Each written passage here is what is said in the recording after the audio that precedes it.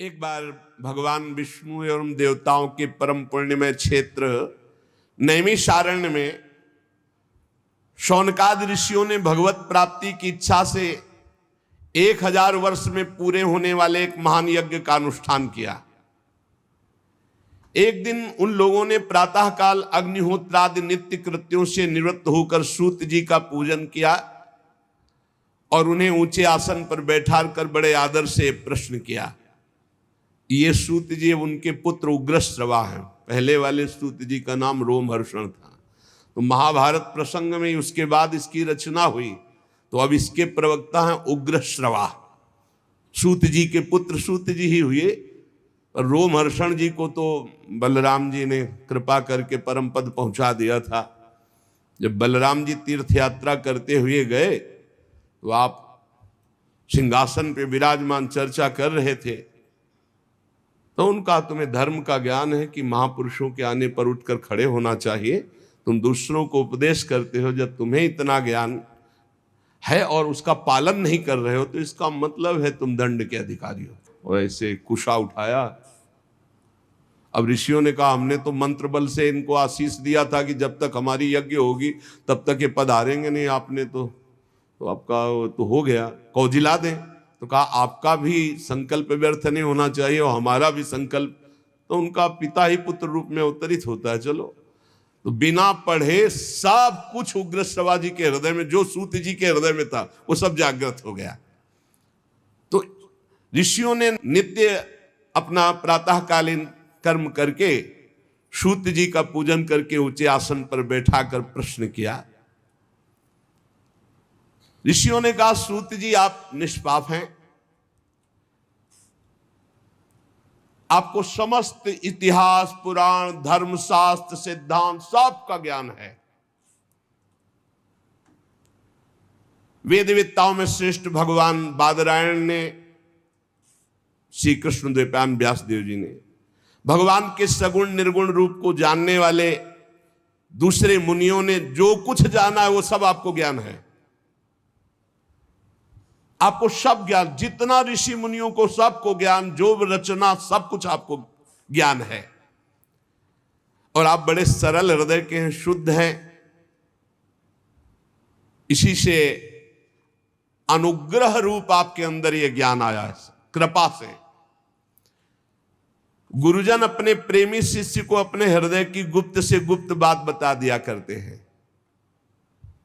आयुष्मान, आप कृपा करके बतलाइए कि सब शास्त्रों पुराणों गुरुजनों सिद्धांतों उपदेशों में कौन सा ऐसा सरल साधन है जिससे कलयुगी जीव भगवत प्राप्ति कर ले। आपको सब ज्ञान है, आप संत समाज के भूषण हैं। इस कलयुग में प्रायः लोगों की आयु कम हो गई है, साधन करने में लोगों की रुचि और प्रवृत्ति भी नहीं है, लोग आलसी हो गए हैं, भाग्य मंद है, समझ थोड़ी है, आयु थोड़ी है, बड़े विघ्न बाधाओं से भरे पड़े हैं। और शास्त्र इतने हैं कि बुद्धि पवित्र हो तब तो पढ़ के निर्णय करें। तो इसलिए महाराज आप सबका निर्णय करके बता दो कि कलियुगी प्राणी को भगवत प्राप्ति के लिए कौन सा सरल साधन है, कैसे अंतःकरण शुद्ध हो और भगवान को प्राप्त हो। प्यारे सूत जी, आपका कल्याण हो। आप तो जानते हैं कि यदुवंशियों के रक्षक भक्तवत्सल भगवान श्री कृष्ण वसुदेव जी की धर्मपत्नी देवकी के गर्भ से प्रकट हुए थे। तो क्या कारण, क्या इच्छा, भगवान के अवतीर्ण होने का रहस्य क्या था, उसे हम सुनना चाहते हैं। आप कृपा करके बताइए। भगवान जीवों के परम कल्याण के लिए, भगवत प्रेममयी समृद्धि के लिए अवतार धारण करते हैं। ये जीव जन्म मृत्यु के घोर चक्र में पड़ा हुआ है। इस स्थिति में इसका कभी मंगल नहीं हो सकता यदि भगवान नाम उच्चारण नहीं करेगा। पक्का समझ लो। आपन्नः संस्कृतिम घोराम यन्नामो विवशो गृणन ततः सद्यो विमुच्येत यद विभेति स्वयं भयम बहुत जोर की बात है। आपन्ना संस्कृतिम घोरा, बार बार जन्म, बार बार मरण, बार बार कर्म के फंदे में फंसा हुआ जीव, ये जब तक भगवान का नाम जप नहीं करेगा तब तक मुक्त होने वाला नहीं। बस नोट कर लो दिमाग में बात। ये बचपन से लेके अभी तक सब शास्त्रों का, सब गुरुजनों का, महंतों का, महापुरुषों का, ऐसे सूत जी महाराज, हम तो अल्प ज्ञान वाले, अल्प संग वाले, ये तो महत संग, महत ज्ञान वाले, वो कह रहे संस्कृति चक्र से बचने के लिए एकमात्र उपाय है, यन्नाम विवशो गृणन ततः सद्यो विमुच्येत यद विभेत स्वयं भयम। यदि जीव को यह सौभाग्य मिल जाए भगवान के मंगल में नाम जप का, तो नाम जप से उसकी बहुत जल्दी मुक्ति हो जाए, क्योंकि भय भी भगवान से डरता है। ऐसे भगवान का जो नाम जप करता है वह भय हो जाता है। सूत जी परम विरक्त, परम शांत मुनिजन भगवान के श्री चरणों की शरण में रहते हैं, अतः उनके स्पर्श मात्र से संसार के जीव पवित्र हो जाते हैं। जो संत जन नाम जप करते हैं, भगवान के शरणागत हैं, उनके दर्शन स्पर्श से जीव के पाप नष्ट हो जाते हैं। इधर गंगा जी के जल का बहुत दिनों तक सेवन किया जाए नियम पूर्वक, तब कहीं गंगा जी पवित्रता प्रदान करती। पर भगवान के भक्त जो नाम जप करते हैं, लीला चरित्र गायन करते हैं, उनके मुख से लीला सुनना, उनके दर्शन, उनके तत्काल गंगा पापम शशि तापम दैन्यम कल्प तरुस तथा पापम तापम तथा दैन्यम हरति साधु समागमा। भगवान का कलिमलहारी पवित्र यश भला कौन ऐसा आत्मशुद्धि वाला, इच्छा वाला होगा जो श्रवण न करे। वो लीला से अवतार धारण करते हैं, बड़े बड़े महात्मा जन उनके लीला चरित्रों का गायन श्रवण करते हैं। हम बड़े श्रद्धालु हैं और आपके श्रीमुख से सुनना चाहते हैं। बुद्धिमान सूत जी सर्वसमर्थ प्रभु अपनी योग माया से स्वच्छंद लीला करते हैं। अब हम श्री हरि के मंगलमयी अवतार कथाओं का श्रवण करना चाहते हैं। पुण्य कीर्ति भगवान श्री हरि की लीला सुनने से हमें कभी तृप्ति नहीं हो सकती, क्योंकि पद पद पर ऐसा आनंद आता है भगवत चरित्र सुनने में, नया नया रस का अनुभव होता है कि कभी तृप्ति ही नहीं होती। भगवान श्री कृष्ण अपने को छिपाए हुए इस लोक में ऐसी चेष्टा की कि सहसा कोई जान ही ना पावे कि ये भगवान है, मानो मनुष्य हो। परंतु कितना भी हो, ऐसी लीलाएं तो हुई हैं बलराम जी के साथ प्रभु श्री कृष्ण की, जो केवल भगवान कर सकते हैं, दूसरा नहीं कर सकता। कलयुग है, हम लोग दीर्घकालीन सत्र का संकल्प लेकर बैठे हैं, बढ़िया अवकाश है, और आप कथा सुनाने वाले हो, हम सब 88,000 ऋषि सुनने वाले। इसलिए मानो किसी को बहुत बड़ी दरिया से पार जाने के लिए नौका और कर्णधार मिल जाए, ऐसे आप मिल गए सूत जी। अब आप भगवान की परम पवित्र चर्चा सुनाइए, लीला चरित्र सुनाइए।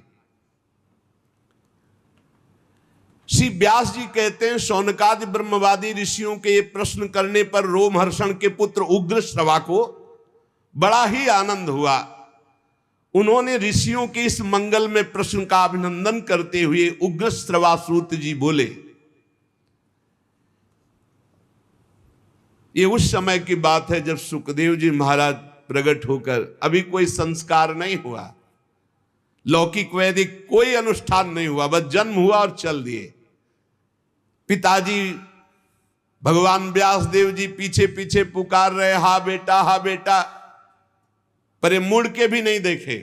तो वृक्षों से उत्तर निकला, सुकोहम सुकोहम सर्वभूत हृदयम, समस्त भूतों के हृदय में विराजमान भगवान सुखदेव जी।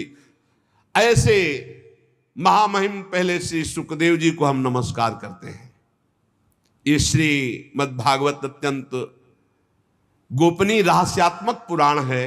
ये भगवत स्वरूप का अनुभव कराने वाला, इस समस्त वेदों का सार, संसार में फंसे हुए जो लोग घोर अज्ञान अंधकार के पार जाना चाहते हैं, उनको जरूर सुनना चाहिए। बड़ी करुणा है मुनियों की जो हमारे लिए भगवत प्राप्ति का ये मार्ग प्रशस्त किया है। श्री सुखदेव जी को नमस्कार, श्रीमद् भागवत को नमस्कार। नारायणम नमस्कृत्य नरम चैव नरोत्तमम देवीं सरस्वतीं व्यासम ततो जय मुदीरयेत्। मनुष्यों में सर्वश्रेष्ठ भगवान के अवतार नर नारायण ऋषियों को नमस्कार। बुद्धि प्रदान करने वाली देवी सरस्वती को नमस्कार। रचयिता भगवान व्यास देव जी को नमस्कार। अपने अंतःकरण पर विजय प्राप्त करके भगवत प्रेम प्राप्ति के लिए हम इस महापुराण की चर्चा करते हैं। ऋषियों, आपने संपूर्ण विश्व के कल्याण के लिए बड़ा सुंदर प्रश्न किया है, क्योंकि ये प्रश्न श्री कृष्ण के संबंध में है और इससे भली भांति अंतःकरण शुद्ध हो जाएगा और भगवत प्राप्ति हो जाएगी। मनुष्यों के लिए सर्वश्रेष्ठ धर्म वही है जिससे भगवान श्री कृष्ण की भक्ति प्राप्त हो जाए। भक्ति भी ऐसी जिसमें किसी प्रकार की कामना न हो। ये समस्त धर्मों के दान पुण्य तीर्थ अवगाहन सब साधनों का फल है कि भगवान श्री कृष्ण श्री हरि में भक्ति हो जाए। अहेतुक्य अप्रतिहता ययात्मा संप्रसीदति सा वै पुंसाम परो धर्मो यतो भक्ति अधोक्षते। सब धर्मों का श्रेष्ठ फल यही है भगवान श्री कृष्ण में भक्ति हो जाए। भक्ति भी कैसी? अहेतुकी, अबाध भक्ति, कोई हेतु कोई कामना नहीं, अबाध नित्य निरंतर। ऐसी भक्ति में हृदय आनंद से लबालब भर जाता है और उसी समय परमात्मा का साक्षात्कार होता है। अखंड प्रसन्नता में भगवान का साक्षात्कार होता है। भगवान श्री कृष्ण में भक्ति होते ही, चित्त जोड़ते ही अद्भुत ज्ञान प्रकाशित हो जाता है। ये पढ़ा लिखा ज्ञान नहीं, ये स्वयं प्रकाशित होता है।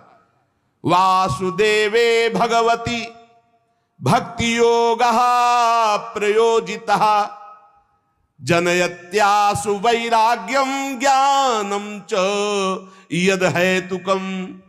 जो ही चित्त भगवान की भक्ति से युक्त हुआ, चित्त भगवान में जुड़ा, अद्भुत वैराग्य, अद्भुत ज्ञान, अद्भुत प्रेम सब प्रकाशित हो जाता है। धर्म का ठीक ठीक अनुष्ठान करने पर भी यदि हृदय में भगवान की लीला चरित्र के प्रति प्रीति ना हो सुनने की, जैसे प्यासा पानी पीने के लिए दौड़ता, ऐसे कथा की बात सुनकर, वहां कथा हो रही, भगवान की चर्चा हो रही, भागकर सुनने की इच्छा। धर्मा स्वनिष्ठिता पुंसाम विश्वक्सेन कथा सुया नोत्पादयेद्यति रतिम। श्रम ही एव केवलम, श्रम ही हुआ, बेकार हो गया। खूब धर्मानुष्ठान किया, तीर्थयाटन किया, भगवान की लीला कथा सुनने में रुचि नहीं, तो बोले आपका धर्मानुष्ठान तीर्थयाटन सब व्यर्थ चला गया। श्रम ही केवलम, निराश्रम ही श्रम। धर्मानुष्ठान का फल है भगवान की कथा में प्रीति हो जाना। कथा सुनने में ऐसा, अब हम जी नहीं सकते बिना कथा के। अगर ये हो कि आज कथा सुनने को नहीं मिलेगी तो ऐसा लगे कि आज होगा क्या, हमें सत्संग में नहीं जाने को मिलेगा, कथा सुनने को नहीं मिलेगी, मेरे जीवन का सार फिर क्या। धर्मानुष्ठान तीर्थयाटन सबका फल है कथा में प्रीति हो जाना। अगर भगवत चर्चा में प्रीति नहीं तो बोले श्रम ही श्रम। धर्म का फल आखिरी मोक्ष पदवी, उसकी सार्थकता अर्थ प्राप्ति में नहीं है। अर्थ का फल, रुपये का फल धर्मानुष्ठान, उसका फल भोग विलासिता नहीं है। भोग विलास जीवन यापन के लिए, इंद्रिय तृप्ति के लिए नहीं है। जीवन निर्वाह भगवत प्राप्ति के लिए, तत्व जिज्ञासा के लिए, उसका फल स्वर्ग आदि लोकों के भोग भोगने के लिए नहीं। बहुत सुंदर सिद्धांत वर्णन कर रहे हैं। सब धर्मों का फल है भगवान की भक्ति हो जाए, सब धर्मों का फल है भगवान की कथा सुनने में रुचि हो जाए। यदि नहीं तो श्रम ही श्रम है। जीवन का उद्देश्य तत्व प्राप्ति, तत्वबोध, भगवत प्राप्ति। तत्ववेत्ता लोग ज्ञाता और ज्ञेय के भेद से रहित अखंड अद्वितीय सच्चिदानंद स्वरूप सब में विराजमान है। यह है तत्वबोध, सब में प्रभु विराजमान। कोई उसे ज्ञानी जन ब्रह्म कहते हैं, योगी जन परमात्मा कहते हैं, भक्त जन भगवान कहते हैं, वही एक तत्व है। श्रद्धालु मुनिजन भगवान की पावन चर्चा श्रवण से परमात्मा स्वरूप का अपने आप अनुभव हो जाता है, पक्का पक्का। जैसे जैसे हम भगवत चर्चा सुनते जाते हैं वैसे वैसे हमारा चित्त प्रभु में जुड़ता है। जहां प्रभु में चित्त जुड़ा कि ज्ञान, वैराग्य, भक्ति, तत्वबोध सब आ जाता है, अपने आप आ जाता है। अपने अपने धर्मानुष्ठान का फल है कि हमसे भगवान प्रसन्न हो जाए, हमारा निरंतर नाम जप चलने लगे। इसलिए एकाग्र मन से भक्तवत्सल भगवान का ही नित्य निरंतर श्रवण करो, कीर्तन करो, ध्यान करो, नाम जप करो। यही जीवन का परम लाभ है। कर्मों की गांठ बड़ी कड़ी है। यदनुध्यासिना युक्ता कर्म ग्रंथ निबंधनम छिन्दन्ति कोविदास तस्य को न कुर्यात कथारतिम। कर्मों की गांठ बड़ी कठिन है, इसे केवल भगवत चिंतन की तलवार से काटा जाता है। रात दिन अखंड चिंतन, और अखंड चिंतन होता है भगवत चरित्र सुनने से। जब हृदय पवित्र होता है तो कौन ऐसा मनुष्य होगा जो अपने कल्याण की चाह रखता और भगवत लीला कथा सुनने में रुचि न रखे। देखो शौनक जी, जब बहुत काल तक पवित्र तीर्थों का सेवन किया जाता है, बहुत सुंदर सिद्धांत का वर्णन है, तब उसे संत समागम मिलता है। पुण्य पुंज बिन मिलहि न संता। और जब महापुरुषों की, संत महापुरुषों की सानिध्य में हम अपने सौभाग्य का अनुभव करते हैं तो उनकी बातें सुनने में हमें रुचि हो जाती है। तदनंतर श्रवण की इच्छा। तीर्थ आदि पवित्र साधन, उससे महत सेवा, और महत सेवा से तदनंतर श्रवण की इच्छा। श्यान महत सेवया तो वासुदेवे कथा रुचि। महापुरुषों के, संतों के संग का, उनकी सेवा का क्या फल? भगवान की कथा सुनने में आसक्ति हो जाए। जहां जहां पी की बात सुने खोजत तिन गैनन। फिर कथा में जो रुचि होती है उससे हृदय पवित्र होता है, अशुभ वासनाएं नष्ट होती है और हृदय में तड़पन हो जाती कि अब भगवान को भूलेंगे नहीं, अब इसी जन्म में भगवत प्राप्ति करनी है, और उसके हृदय में भगवान प्रकाशित हो जाते हैं। जब भगवान की चर्चा सुनने का संयोग बनता है तो पाप थर्रा जाते हैं कि अब तो हमारा नाश हो जाएगा। रजोगुण तमोगुण के भाव काम लोभादि शांत हो जाते हैं। चित्त में सतोगुण निर्मल भाव, समस्त आसक्तियां मिट जाती हैं, हृदय आनंद से भर जाता है, भगवान के तत्व का अनुभव अपने आप हो जाता है। हृदय में आत्मस्वरूप भगवान का साक्षात्कार होते ही हृदय की ग्रंथि छिन्न भिन्न, सारे संदेह मिट गए, कर्म बंधन क्षीण, परमानंद। इसलिए बुद्धिमान जन को चाहिए कि भगवान श्री कृष्ण के प्रति प्रेम भक्ति हो। वही प्रेम भक्ति तत्वबोध और परमानंद की प्राप्ति कराती है, और वो भक्ति होती है नाम जप से, भगवत लीला चरित्र श्रवण से। प्रकृति के 3 गुण हैं, सतोगुण, रजोगुण, तमोगुण। इनको स्वीकार करके संसार की उत्पत्ति, स्थिति और संहार ये एक ही परमात्मा कर रहा है। जो विष्णु बना है वही ब्रह्मा बना है, वही रुद्र बना है। वो एक ही तत्व है, दूसरा नहीं, 3 रूप धारण किए हुए। इसलिए चाहिए उसी परम तत्व भगवान श्री हरि, इनकी आराधना करो। यदि तमोगुणी आराधना करोगे तो फिर अधोगति होगी। अब जैसे तमोगुण में कोई भूतों की आराधना करता है, कोई ऐसे जो, तो फिर उसी वैसे स्वभाव बनता, वैसे ही गति होती है।